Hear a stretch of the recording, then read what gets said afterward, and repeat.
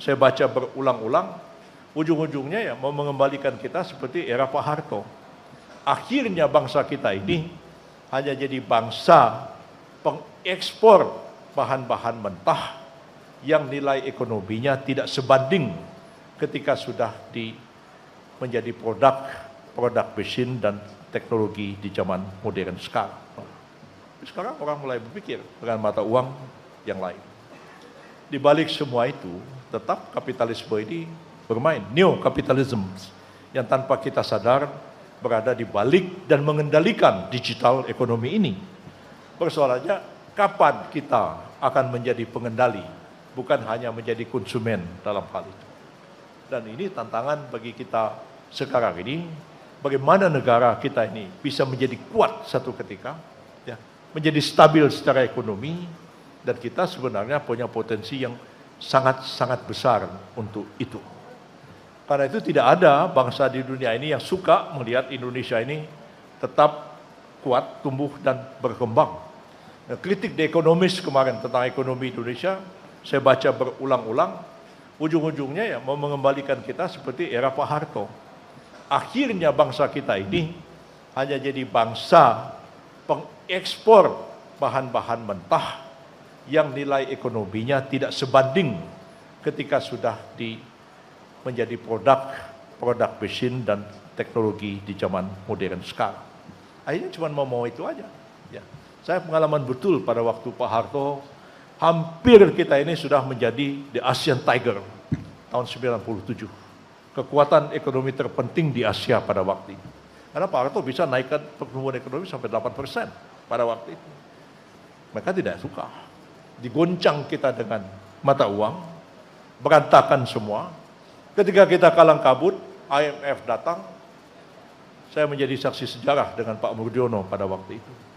Bagaimana IMF mengatakan kami akan membantu Indonesia, kita itu ibaratnya bayi lahir, nggak dewasa, masuk inkubator.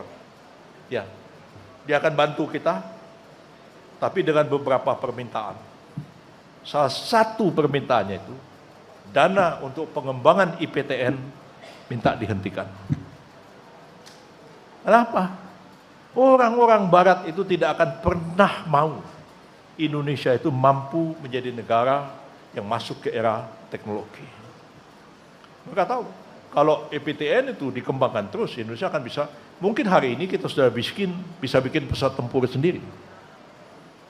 Mereka nggak mau. Kita digagalkan di situ. Itu generasi muda harus paham. Jangan kita menggantungkan nasib kita ini kepada bangsa lain. Enggak ada yang akan nolong kita itu kecuali kita sendiri. Ya. Jangan kita maki-maki bangsa sendiri, negara kita sendiri, muji-muji bangsa lain. Bahaya itu. Mentalitas seperti itu merusak kepentingan kita sendiri. Kitalah yang harus memperbaiki apa yang kurang pada bangsa kita ini. Dan sekiranya termasuk juga pembangunan hukum kita. Salah satu sisi yang lemah dari pemerintah ke pemerintah berganti sampai pada pemerintah sekarang, masih juga orang mempersoalkan adanya ketidakpastian hukum di negara kita ini dan birokrasi yang berbelit-belit, ya. Dan kemudian ujung-ujungnya adalah biaya-biaya ekstra yang harus dikeluarkan. Termasuk juga pemerintah Cina menyurat kepada Presiden, Pak Presiden kita, mempertanyakan kelambatan proses pengurutan perizinan. Liku-liku birokrasi yang panjang, biaya-biaya ekstra yang tidak perlu, dan segala macam yang mengakibatkan kita lambat. Saya menyadari itu. Nah, saya kadang-kadang juga marah-marah kepada jajaran birokrasi, saya bilang, kalian ini kok hobinya bikin peraturan? Ya. Saya bilang, walaupun saya profesor hukum, kalau saya melihat, saya bilang, satu masalah tuh bisa diselesaikan, bisa dikerjakan tanpa peraturan, nggak perlu kalian bikin peraturan.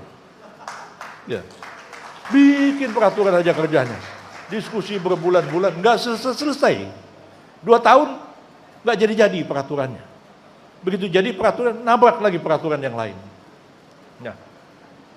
Saya ambil contoh sederhana aja, memindahkan narapidana ke negara lain. Transfer of prisoners. Ya. Exchange of prisoners.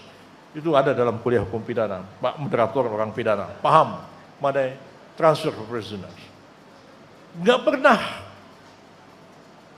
dilaksanakan. Pak Mahfud MD bilang peraturannya nggak ada. Ya kalau peraturan nggak ada, kenapa nggak dibikin? Nggak dibikin juga, nggak dilaksanakan. Saya bilang, saya bisa pindahkan narapidana itu tanpa peraturan. Jadi, ya, hal yang 20 tahun nggak bisa dikerjakan orang, saya bisa selesaikan dalam waktu hanya 2 bulan. Ya, ya. Oh, masalah sederhana. Ya.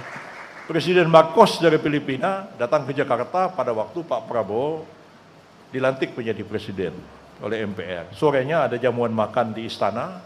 Presiden Marcos mengatakan, Pak Presiden, bisa nggak Pak Presiden bantu untuk memulangkan warga negara Filipina yang dihukum mati di sini? Namanya Mary Jane.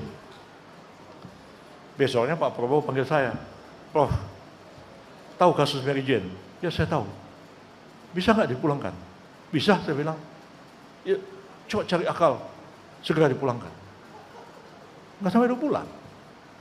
Lalu kita bisa selesaikan masalah yang sama dengan Prancis, dengan Inggris, dengan negara-negara lain.